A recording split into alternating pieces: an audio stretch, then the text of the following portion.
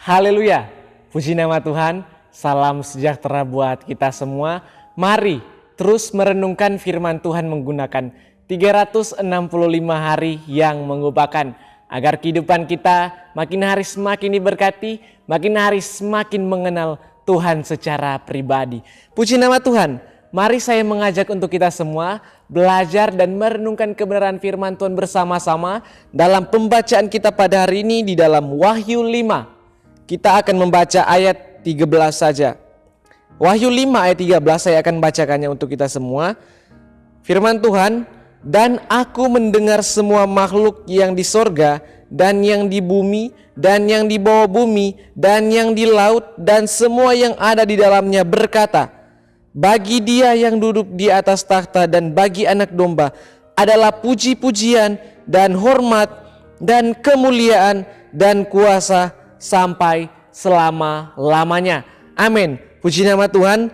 Renungan pada saat ini saya akan berikan tema pujian, hormat, dan kemuliaan hanya bagi Yesus. Kita akan merenungkan firman Tuhan menggunakan OIA, observasi, interpretasi, dan aplikasi. Di dalam observasi, di dalam kitab Wahyu ini dinyatakan Kristus oleh malaikatnya yang Dia utus. Kristus mempekerjakan seorang malaikat untuk menyampaikan wahyu ini kepada jemaat-jemaat. Para malaikat adalah utusan-utusan Allah. Para malaikat menyatakannya wahyu ini kepada Rasul Yohanes.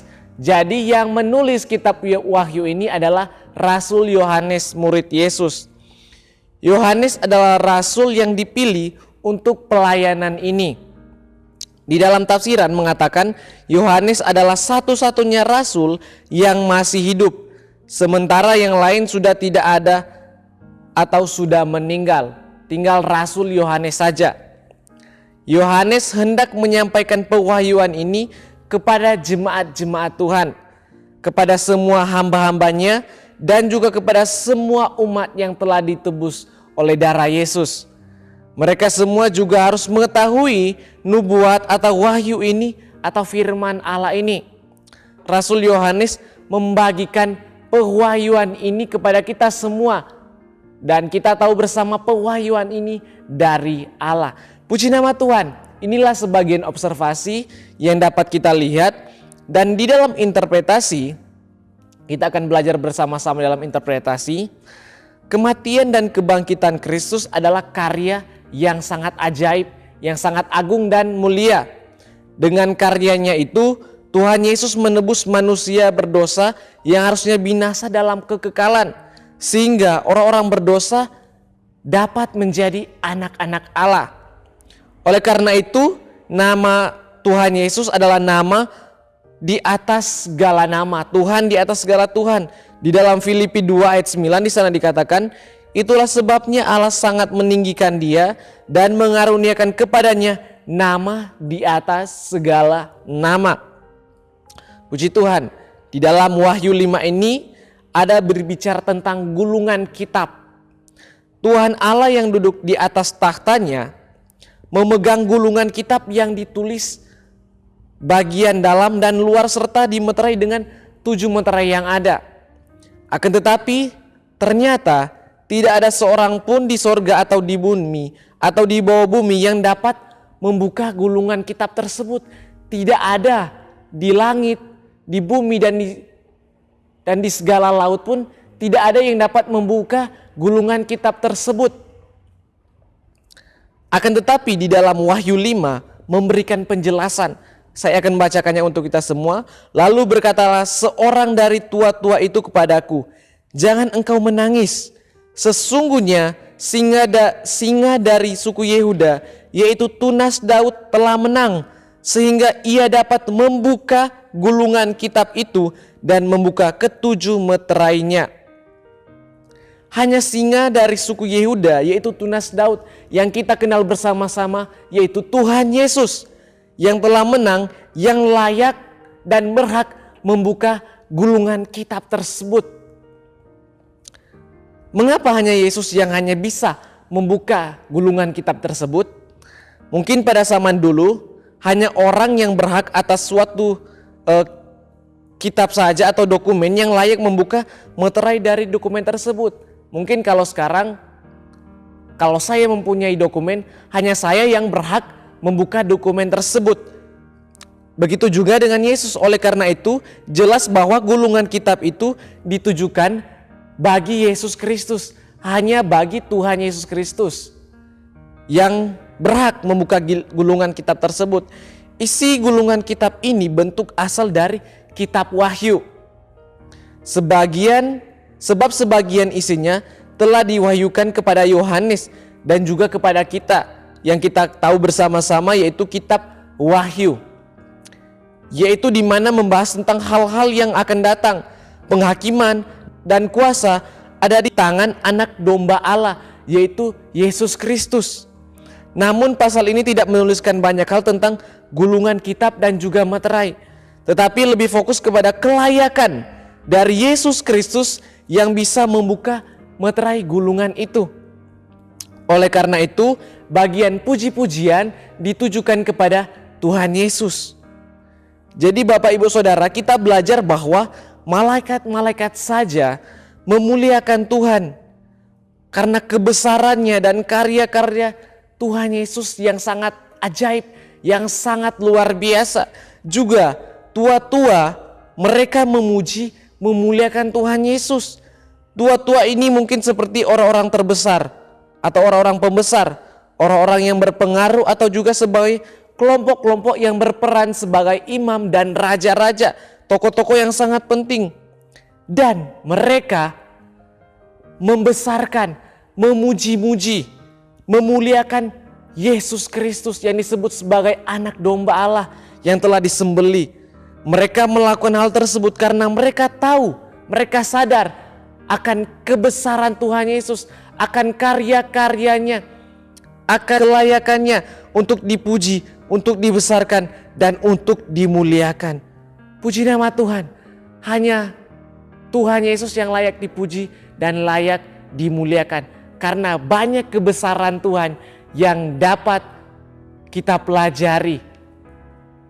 Jadi Bapak Ibu Saudara, aplikasinya dalam kehidupan kita, yaitu dalam kehidupan kita, mari kita selalu untuk memuji, memuliakan, membesarkan Tuhan dalam setiap kehidupan kita.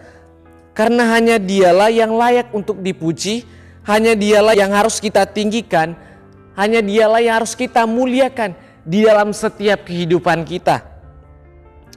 Kehidupan kita harus penuh dengan puji-pujian kepada Tuhan Yesus.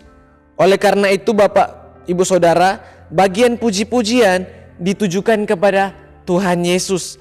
Semua makhluk di sorga, di bumi, dan di bawah bumi memberi pujian, hormat, kuasa, dan kemuliaan bagi Sang Anak Domba Allah, yaitu Tuhan Yesus Kristus.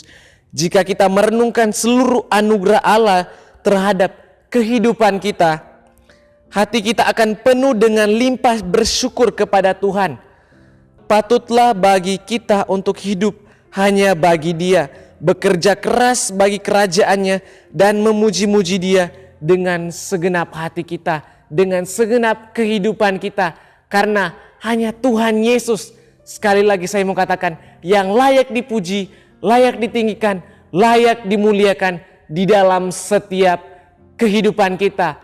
Mari terus Bapak Ibu Saudara untuk kita memuji-muji Tuhan dengan segenap hati kita, agar supaya kehidupan kita dapat menyenangkan hati Tuhan. Di dalam Wahyu 5 ayat 9 bagian B di sana dikatakan, Engkau layak menerima gulungan kitab itu dan membuka meterai-meterainya, karena engkau telah disembelih dan dengan darahmu engkau telah membeli mereka bagi Allah dan tiap-tiap suku dan bahasa dan kaum bangsa.